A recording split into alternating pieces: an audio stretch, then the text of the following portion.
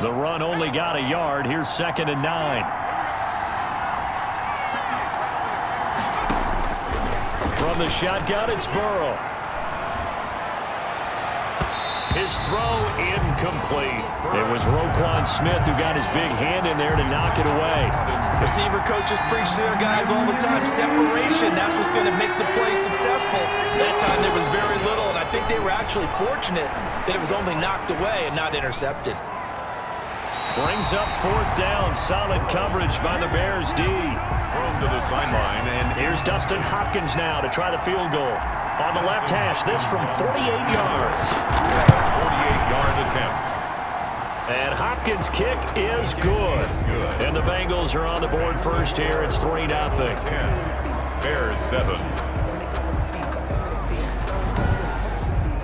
Well, the drive ends in just 3, but they'll take it. Looks like they'll head to the locker room, barring something unfortunate in front on the scoreboard. Yeah, they may not be jumping up and down and celebrating because they have the lead, but still, any little momentum in a game like this is important to a team, and they'll feel real good about going in and regrouping, knowing that they are out in front.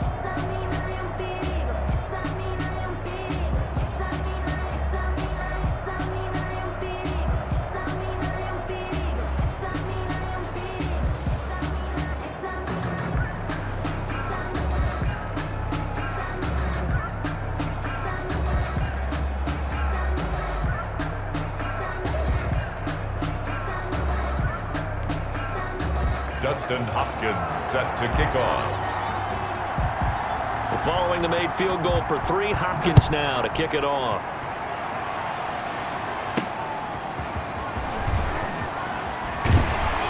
And makes it across the 20 as his guys will set up shop at the 23-yard line. At their own 23-yard line. Now the Bears offense ready to take over again. And with time quickly fading here in the second quarter, not sure how aggressively, offensively they want to play this. I think we'll find out just how much they trust their guys in this situation if they decide to take a shot. And that will be incomplete with a clock showing 18 seconds now to go. Jimmy Graham, the intended receiver. But it's going to be 2nd down. The 23-yard line.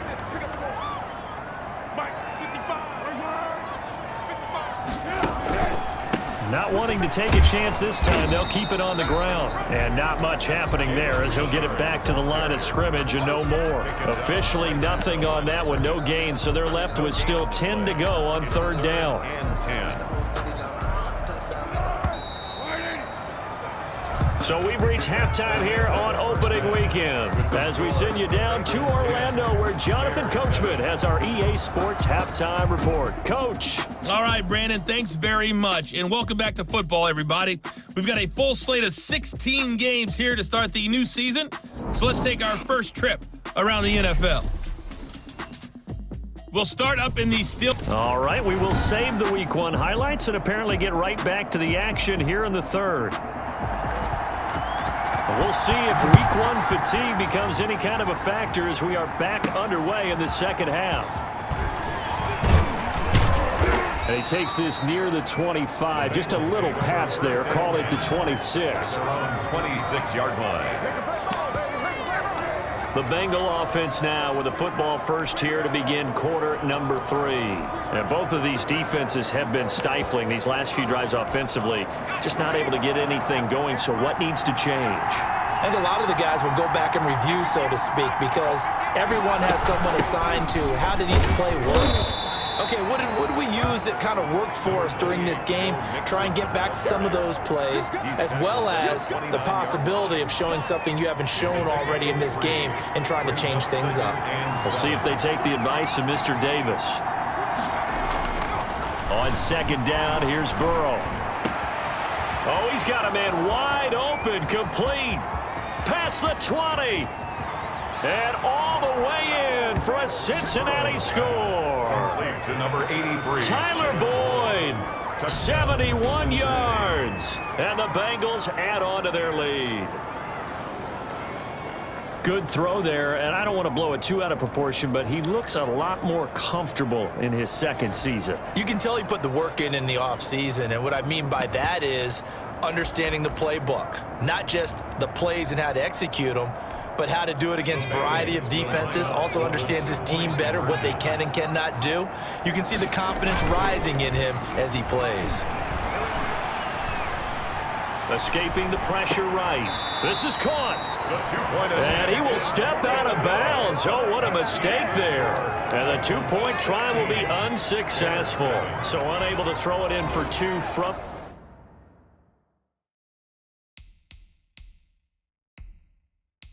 the two.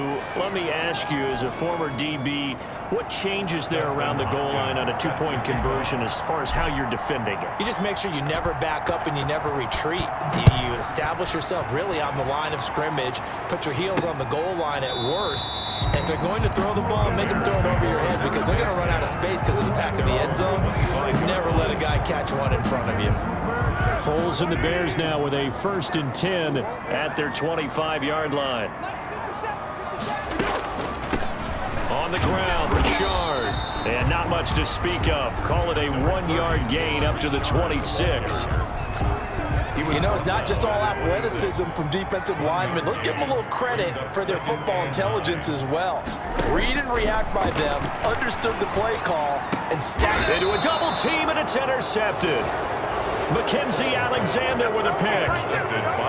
That was a really nice interception. I think it illustrates the differences between playing man and playing zone. When you're in man, all you're focused on is the receiver in front of you. But when you're in zone, you're allowed to read the quarterback's eyes and go to the ball. That's exactly what happened on that play.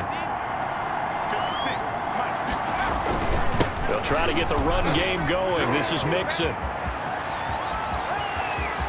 And he will take it on in for a Bengals touchdown. Joe Mixon, 40 yards. And thanks to the interception, the Bengals offense cashes in with 6. I know I should keep the focus and the spotlight on the hero that just scored, but tackling's been an issue for this defense all game long. I can't set that aside.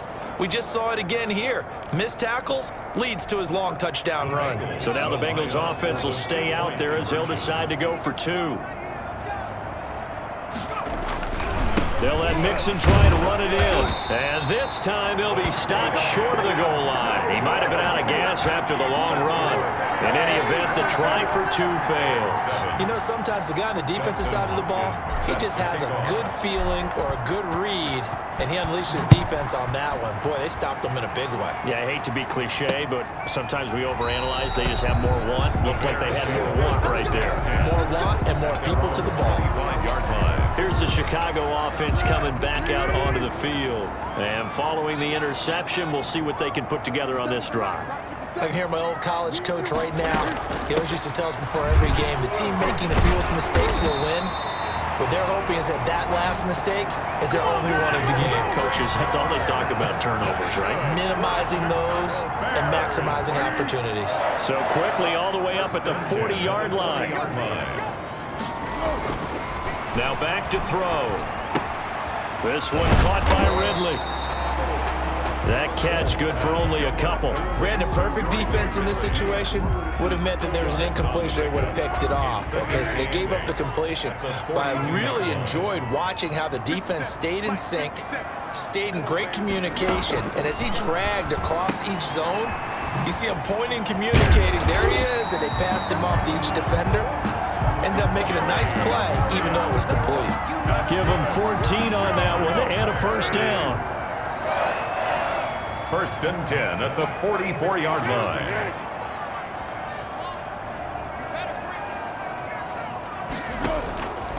From the shotgun, he'll look to throw. He'll get that complete to his tight end, Kmet. And he gets it inside the 35 and just shy of the 30. Another nice gain, 13 yards that time, and another first down. You don't always expect tight ends to be big in terms of run after the catch, but after that play, he joins a growing band of players that's putting that stereotype right on his ear. He'll be dropped at the 25 after a gain of 6. It's a 6-yard pickup, but it gets him to 2nd and 4. It's a pickup of 6. Brings up 2nd and 4. At the Foles on target there to Robinson. And he's got another first down as the tackle's going to be made at the Bengals' 15-yard line. First and 10 at the 15-yard line.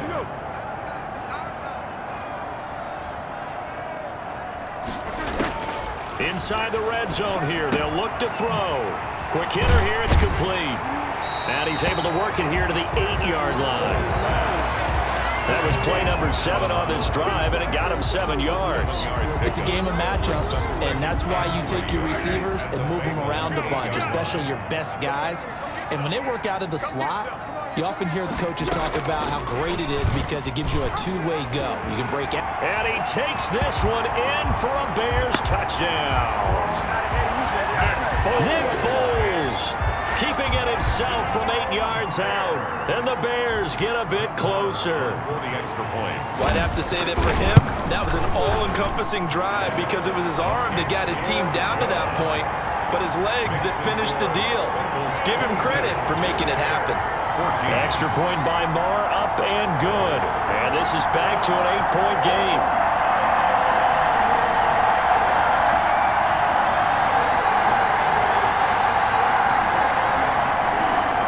So the lead trimmed down to 8 as here comes the kickoff, and it's away. Taken in at the 3. And not much happening on the return as he'll get this to about the 23. First and 10 at their own 23-yard line. Tyler Boyd and the rest of the offense heading back out. And I know that they've double-teamed him a couple times, but not a ton. Whatever they're doing isn't working. He's up over 100 yards. We'll see how they adjust. And when they do that, they weaken their defense in other places as well. And how many times have we done games where we've seen a guy have a big game like this? But it's usually not by himself, is it? Right. Usually it opens it up for other people to have big games as well. Give him 10 yards there, and about by the nose of the football, he's going to have a first down. They ran that one well, and not only did they pick up a nice chunk of yardage on the screen, they sent a message to the defense. Rush the passer all you want, but you better be careful. We can hit you going back the other direction.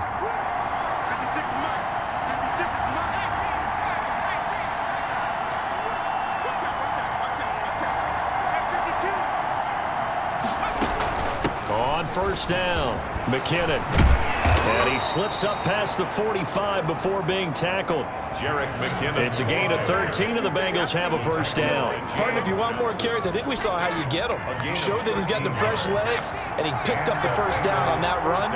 Don't just ask for him. Show him that you're supposed to get the football.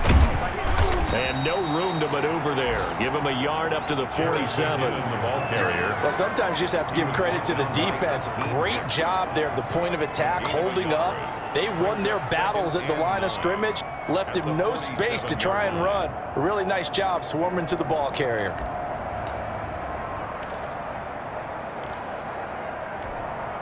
Man, I just love being in this stadium. So much history, tradition, so many great teams and games, and we're seeing a pretty good one right now, hotly contested in the third quarter. Now this one complete downfield on the left side. And he's going to have another first down as the tackle's made here at the Bears 28.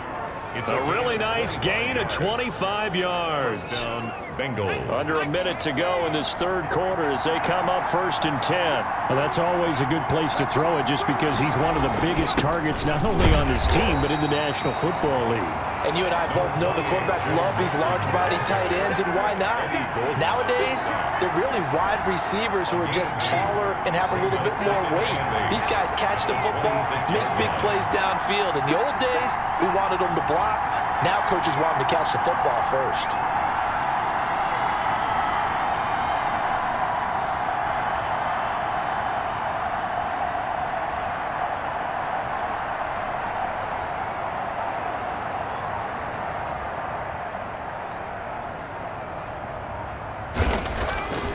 Now Burrow. And this one's incomplete. Burrow's pass intended for C.J. Uzomah. Incomplete. And this will probably be the last play of the quarter. 8 yards to go. On third down, Nixon. A solid stiff arm. And he's out of bounds. Almost gets to the 10. A gain of 15. First down, Cincinnati.